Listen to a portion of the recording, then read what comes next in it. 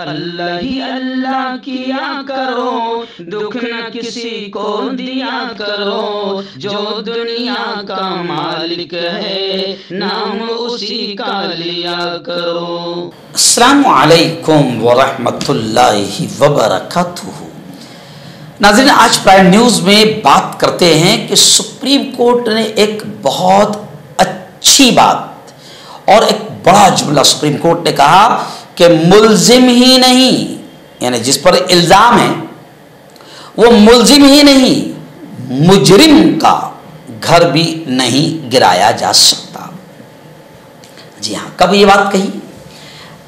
Supreme court نے جب جمعیت علماء ہند، حضرت مولانا ارشد مدنی، حضرت مولانا محمود مدنی، اللہ جمعیت علماء کے ان بزرگوں کو سلامت رکھے، ان کی عمر میں خیر کے ساتھ عافیت کے ساتھ برکتیں نصیب فرمائیں، کہ یہ جو یوگی آدتیہ ناتھ کا آتنکوادی بلڈوزر اور بی جے پی کا یہ جو آتنکوادی بلڈوزر صرف مسلمانوں کے گھروں، دکانوں اور مکانوں کو ٹارگٹ کر رہا ہے، نشانہ بنا رہا ہے، بلڈوزر کی اس آتنکوادی کارروائی کے خلاف جمعیت علماء ہند نے بھی سپریم کورٹ کا دروازہ کھٹکھٹایا، اور خبریں ہیں کہ جماعت اسلامی نے بھی درخواست دی سپریم کورٹ میں۔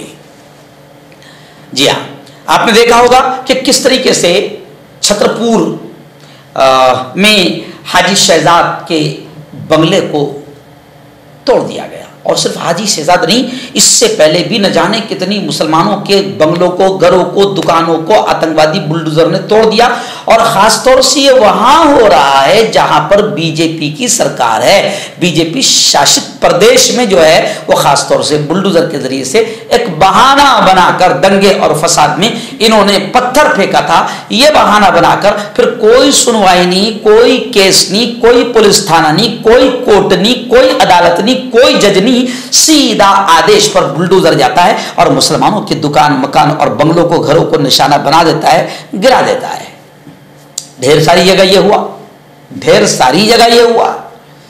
جی ہاں، اچھا، کمال کی بات یہ ہے کہ ادھر یعنی اگر کوئی بھگوا آتنکوادی یہ حرکت کرتا ہے تو اس کا گھر نہیں گرایا جا رہا ہے۔ کوئی بابا اگر نفرتی بیان دیتا ہے جس کی وجہ سے دنگے فساد ہوتے ہیں، اس پر مقدمات درج ہو رہے ہیں، اس کے باوجود بھی اس کا گھر نہیں گرایا جا رہا ہے، لیکن مسلمانوں کا گھر صرف بہانا چاہیے۔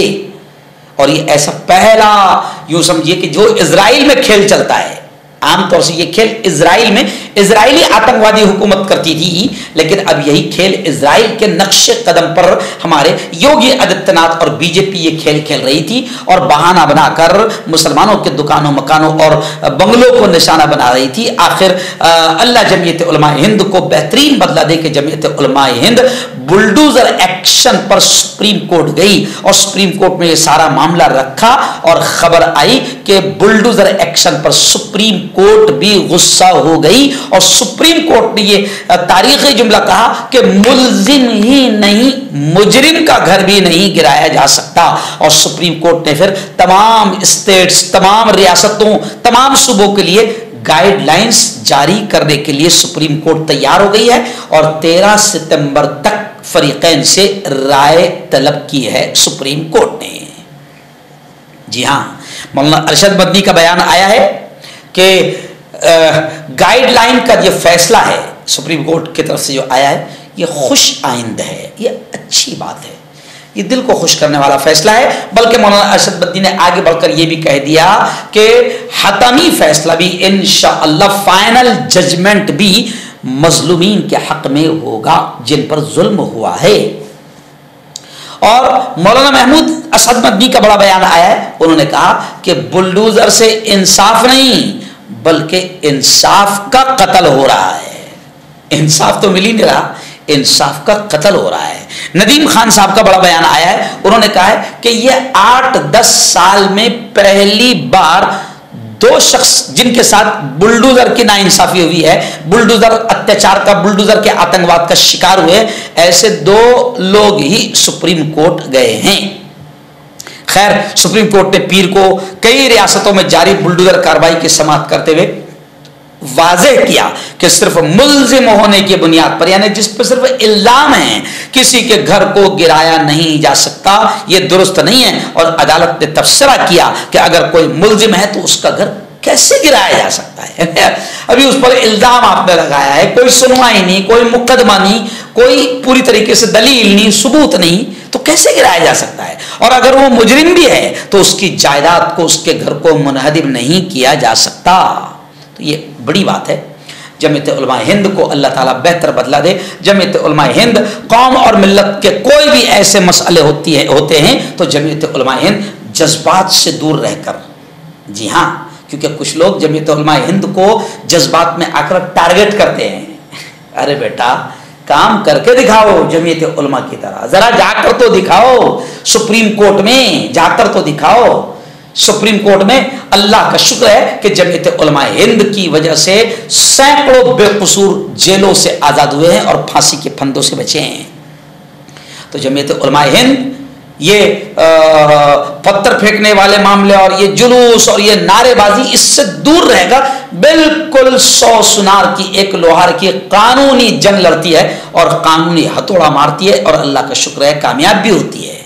تو یہ معاملے میں بھی جمعیت علماء ہند زبردست انداز میں کامیاب ہوئی ہے۔ اور آپ جانتے ہیں کہ جمعیت علماء ہند جب کسی بے قصور کو اٹھایا جاتا ہے، بڑے بڑے آتنکواد کے مقدموں میں ان کو پھنسایا جاتا ہے، جب رشتہ دار بھی ساتھ چھوڑ دیتے ہیں، اس وقت جمعیت علماء ہند اپنی طاقت کے ساتھ میں نچلی کورٹ، ہائی کورٹ اور سپریم کورٹ تک کے کیس لڑتی ہے، اور فسادات میں جمعیت علماء ہند آگے آتی ہے اور کیس لڑتی ہے، اور جہاں پر بھی اگر کوئی زمینی آسمانی آفت آ جائے، جمعیت علماء ہند وہاں بھی پہنچتی ہے اور ذات اور دھرم دیکھے بغیر اللہ کے بندوں کی سیوا اور مدد کرتی ہے۔